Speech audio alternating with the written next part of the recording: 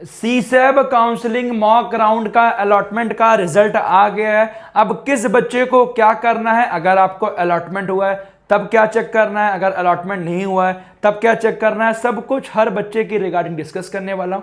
पूरी वीडियो को एंड तक ध्यान से सुनिएगा। एक चीज ध्यान दीजिएगा, चॉइस फिलिंग जो आप चेंज कर सकते हो वो आपके पास जो लास्ट डेट है वो पहले ध्यान दीजिएगा आपके सामने। ये ध्यान दीजिएगा कब तक हो सकता है, 5 अगस्त 2 बजे तक आप चॉइस फिलिंग में चेंजेस कर सकते हैं। वो तभी कर सकते हैं जब आपने रजिस्ट्रेशन और पेमेंट किया होगा। रजिस्ट्रेशन और पेमेंट की डेट पहले, तो उससे पहले आपको कर लेना है। ध्यान दीजिएगा क्या डेट है रजिस्ट्रेशन और पेमेंट करने की, देखिए आपके सामने है, यहां देखिए आपके सामने 3 अगस्त 10 बजे तक अगर आपने रजिस्ट्रेशन और पेमेंट किया देन आप कर सकते हैं, अदरवाइज आप नहीं कर पाएंगे। ध्यान दीजिएगा इसके बाद चॉइसेस में कोई भी चेंजेस नहीं होगा। जो भी आपकी चॉइसेस सेव्ड रहेंगी, आपने 10 भरी है, 20 भरी है, 100 भरी है, 200 भरी है, 300 भरी है, जितनी भी भरी है वो चॉइसेस आपकी सेव्ड रहेंगी। ये ध्यान दीजिएगा, तो आपका वो सिस्टम में लॉक्ड हो जाएंगे। ध्यान दीजिएगा आपको लॉक करना है तो आप भी लॉक कर सकते हैं, बट मेरा रिकमेंडेशन है सिस्टम लॉक होने दीजिएगा, आपको करने की जरूरत नहीं है। अब आइए ध्यान दीजिएगा किस बच्चे को करना क्या है। लास्ट ईयर की बात करें तो इस रैंक तक आपका लास्ट ईयर 3 राउंड की काउंसलिंग हुई थी, इस बार 2 राउंड की काउंसलिंग हो रही है, तो इस बार भी इतने रैंक तक मिलने के चांसेस हैं।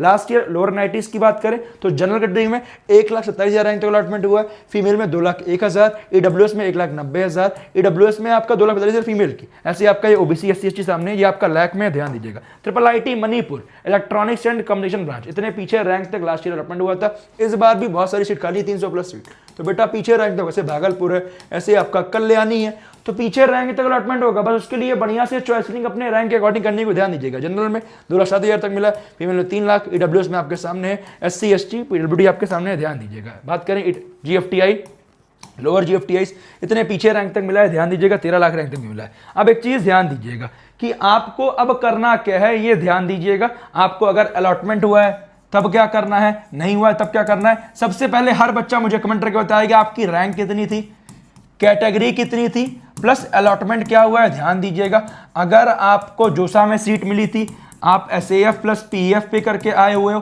तो आपका सीट अपग्रेड हुआ, नहीं अपग्रेड हुआ, अगर अपग्रेड हुआ पहले क्या मिला था बाद में क्या मिला, ये मुझे जरूर कमेंट करिएगा। और सबसे मेन इंपॉर्टेंट बात, अगर आपने अब तक हमारे सपोर्ट को परचेज नहीं किया, काउंसलिंग चॉइस फिलिंग में हल्का सा भी कंफ्यूजन है, तुरंत जाके परचेस कर लो, क्योंकि बेटा अब फिर मौका नहीं है। चॉइस फिलिंग के बाद आओगे, मैं और मेरी टीम कुछ नहीं कर पाएगी। बहुत सारा बच्चा उसके बाद आता है, बेटा उसके बाद बताओ हम क्या कर सकते हैं। अभी तो आपको प्रॉपर गाइड कर देंगे, जो आपकी रैंक आई है उसमें आपको बेस्ट कॉलेज गाइड कर देंगे, यहाँ पे करना है, व्यू करना है, डिटेल्स। अभी 1699 रुपीज का सपोर्ट है, बाद में ध्यान दीजिएगा V1 कोड लगाओगे उसमें एक्स्ट्रा डिस्काउंट मिल जाएगा, बाद में इसका प्राइस भी देखो बढ़ेगा। बट एक चीज ध्यान दीजिएगा, प्राइसिंग से सबसे ज्यादा मैटर ये करता है कि 1600-1700 रुपए में आपको कैरियर खराब नहीं करना। अगले 4 साल आपका डिसाइड करेंगे कि आपको कौन सा कॉलेज मिला है, क्या मुझे उस रैंक पे बेस्ट कॉलेज मिला है, नहीं मिला है, मेरे मित्र को इससे अच्छे रैंक पे और अच्छा कॉलेज मिला बट मुझे नहीं मिल पाया, मेरी रैंक कम थी क्योंकि मैंने गलती की। आपको अगर गलतियां नहीं करनी है, हल्का सा भी कंफ्यूजन है, टॉप मेंटर चाहिए, कॉल सपोर्ट चाहिए, व्हाट्सएप सपोर्ट चाहिए, 1-to-1 मेंटरशिप चाहिए,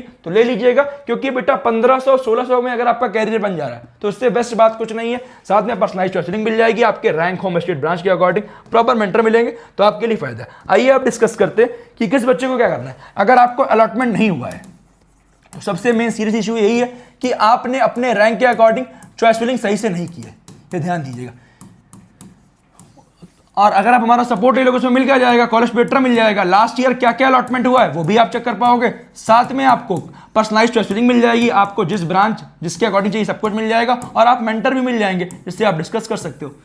ठीक है, अगली मेन इंपॉर्टेंट बात, जिनको अलॉटमेंट नहीं हुआ है अपनी चॉइस फिलिंग को चेक करो कि आपने सच में सही चॉइस फिलिंग की है, नहीं की है। जहां आपको नहीं जाना है वो आपको फिर बिल्कुल नहीं करना है, क्योंकि मिल गया तो राउंड 1 में तो विड्रॉल का ऑप्शन है, यहाँ 7,000 रुपये कट कर रिफंड हो जाएगा। बट अगर राउंड 2 में जैसे स्टार्टिंग में आप 40,000 पे कर रहे हो, सीट मिलने के बाद 35,000 पे कर रहे हो, ठीक है, मान लो आपको राउंड 1 में फॉर एग्जांपल सीट मिली, आपने 35,000 रुपये पे किया, टोटल कितना हुआ 75,000।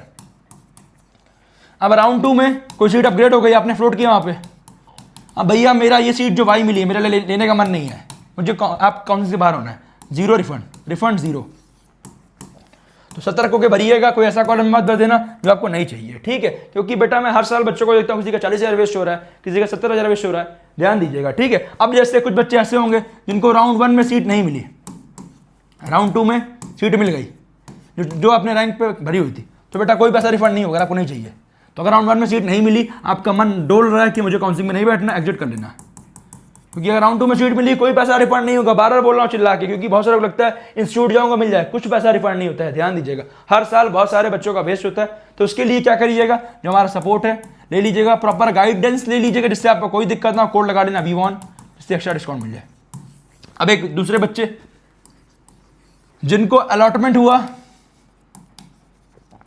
बट स्टिल अभी कंफ्यूज हैं, क्या मुझे रैंक के अकॉर्डिंग बेस्ट मिला है, नहीं मिला है, तो आप जो भी आपको मिला हुआ है आप उससे सेटिस्फाइड है, नहीं है, आपको क्या वो मिलना था कि आपने चॉइस फिलिंग के अकॉर्डिंग आपको बेस्ट मिला है, नहीं मिला है। अब अगर मिल गया है, अलॉटमेंट हो गया है मॉक में, तो देख लीजिएगा अब क्या चेक करना है।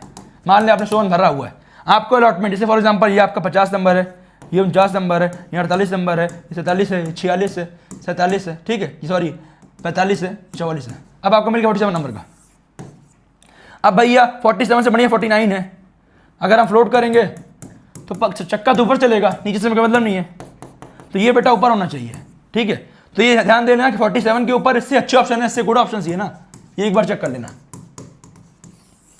ठीक है। अगर मिल गई सीट तो ये ध्यान से चेक कर लेना, ठीक है। और अगर आपको जोसा में CF प्लस PF पे किए हैं, तो फिर से बोल दे रहा हूं, जो आपको सीट मिली है उससे गुड ऑप्शन ही भरिएगा। भैया मेरे पास ये वाला ऑप्शन शो नहीं कर रहा है जो मुझे मिला है, बेटा वो आपके काउंसलिंग चॉइस फिलिंग में शो नहीं होगा। आपको उससे, जैसे फॉर एग्जांपल आपने 10 भरा या 20 भरा, वो ऑटोमेटिकली आपके 21 नंबर पे लगा हुआ है। कहने का मतलब सबसे लास्ट चॉइस फिलिंग वो ऑटोमेटिकली है, आपको उसको देखने की जरूरत नहीं है। बस उससे गुड ऑप्शन जो हैं, जहां पे आपको जाना है, जो भी उससे बेहतरीन ऑप्शन है, आपको लग रहा है उससे अच्छा ऑप्शन है, केवल वही फिल करिएगा। अगर वो रैंक पे आपके लाई करता है जो आपने फिल किया हुआ है, अगर आपके रैंक पे कुछ लाई किया, इनमें से ये वाला मिल गया Y, फिर आपको यही लेना पड़ेगा। अगर आपके रैंक पे लाई नहीं किया, मेरे रैंक पे लाई नहीं हुआ, तो जो आपको X ऑलरेडी जो मिला होता है वही मिलेगा। ये नहीं कि भैया मुझे Y मिल गया, मेरा मन नहीं कर रहा, मुझे ही जाना है, तो ऐसा नहीं हो सकता। इसीलिए बोल रहा हूं केवल गुड ऑप्शन भरिएगा। कुछ भी कंफ्यूजन है मुझे कमेंट कीजिएगा, और हल्का सा भी कंफ्यूजन है जाकर सपोर्ट को परचेज कर लो, जिससे आपको बेस्ट गाइडेंस मिल जाए। और कुछ भी कंफ्यूजन आपको होगी मुझे कमेंट करिएगा।